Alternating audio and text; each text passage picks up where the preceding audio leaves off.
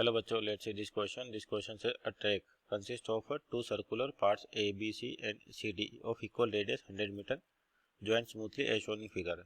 Each part subtends right angle at its center.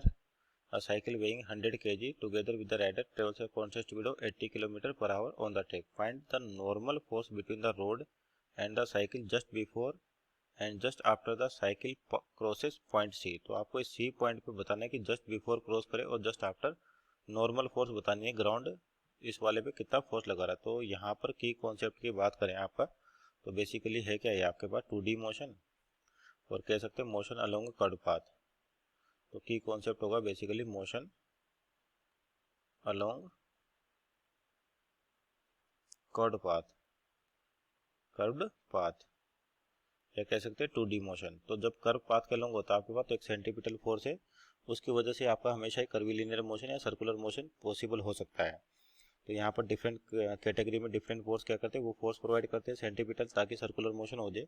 और आसान से समझने के लिए क्या करते हैं, अगर इसको साइकिल के रेफरेंस में देखें तो सेंट्रीपिटल का अपन क्या करते हैं स्यूडो फोर्स लगा देते हैं सेंट्रीफ्यूगल, और वो क्या होता है just opposite to centripetal force. तो ये पार्ट हो गया मोशन अलोंग कर्व्ड पाथ है ना 2D मोशन। तो आपको जस्ट बिफोर सी और जस्ट आफ्टर सी नॉर्मल चाहिए। तो एक बार तो डायग्राम बनाए just before and just after के आपके पास जो सी पॉइंट है। एक और चीज़ ये आपके पास यहाँ से परपेंडिकुलर एंगल बना रहा है कहाँ पर सी पर, और ये दो गया ए पॉइंट है आपके पास यहाँ पर, ये जो ए है और सी है यहाँ पर। तो ये एंगल कितना 90 डिग्री यहाँ पर जो दे रखा है कितना बना रहा है 90 डिग्री, और ये भी कितना बना 90 डिग्री। तो अपने को नॉर्मल फोर्स चाहिए तो जस्ट बिफोर सी करते हैं कि सी पर जस्ट क्रॉस करने से जस्ट पहले क्या क्या फोर्सेस होंगे आपके पास। और ये ट्रैक आपका कैसा है, सर्कुलर ट्रैक है। तो इस तरीके से ट्रैक दे रखा आपको। ये हो गया सी पॉइंट आपके पास। तो जस्ट बिफोर सी मान लेते हैं ये पॉइंट आप अपन जो मास ले रहे हैं यहाँ पर जस्ट बिफोर सी है। तो यहाँ पर बात करते हैं कि जो मास होगा mg इधर लगेगा और इसका एक कंपोनेंट इधर आएगा आपके पास mg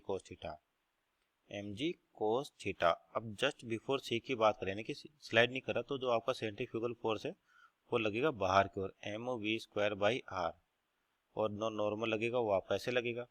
और जस्ट आफ्टर सी की बात करते हैं कि जो सी पॉइंट है यहाँ पर यानी कि थोड़ा सा नीचे चलेगी सी पॉइंट से, तो अभी भी क्या होगा mg तो इधर ही लगेगा आपके पास, और जो आपका बैलेंस करेगा ये mg cos थीटा जो भी एंगल बन रहा है मान लो थीटा, और इधर लगेगा आपके पास कौन सा नॉर्मल फोर्स। अब देखिए जो कर्वेचर है डाउन साइड आ गया तो सेंट्रीपिटल फोर्स इधर होगा, तो यानी कि सेंट्रीफ्यूगल फोर्स इधर लगेगा, यानी कि mv²/r आपका इस बार इधर लगेगा।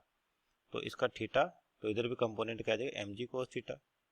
तो इस बार जो नॉर्मल की वैल्यू हो जाएगी दोनों का एडिशन, और इस बार नॉर्मल की वैल्यू हो जाएगी इनका सब्ट्रैक्शन। तो पहले केस में नॉर्मल जो हो जाएगा ये हो जाएगा आपका mg cos थीटा, क्योंकि यहाँ ध्यान से देखें तो जस्ट बिफोर से आपका जो सेंटर है वो इधर होगा, तो आपका सेंट्रीफ्यूगल फोर्स बाहर की ओर लगेगा, और जस्ट आफ्टर से आपका सेंटर इधर होगा तो सेंट्रीफ्यूगल फोर्स बाहर लगेगा। तो mg cos theta minus mv²/r।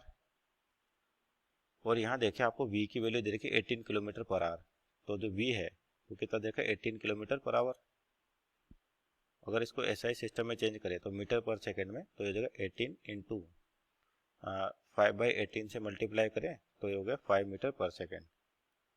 तो यहाँ पर वैल्यूज रखें mg, m दे रखा है 100, g की वैल्यू 10, और दो देखिए आपके पास यहाँ पर एंगल जो बनेगा कि ये दोनों रेडियस तो है से आपके बराबर है, और ये एंगल 45 डिग्री है, तो ये आपके पास कितना होगा 45, तो ये भी हो गया 45, तो एंगल हो जाएगा 45 डिग्री।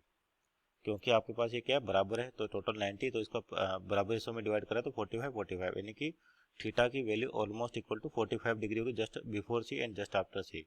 तो cos 45 हो गया 1/√2 माइनस mv²/r, यानी कि 100 इंटू v की वैल्यू 5 यानी कि 25 डिवाइड बाई 100।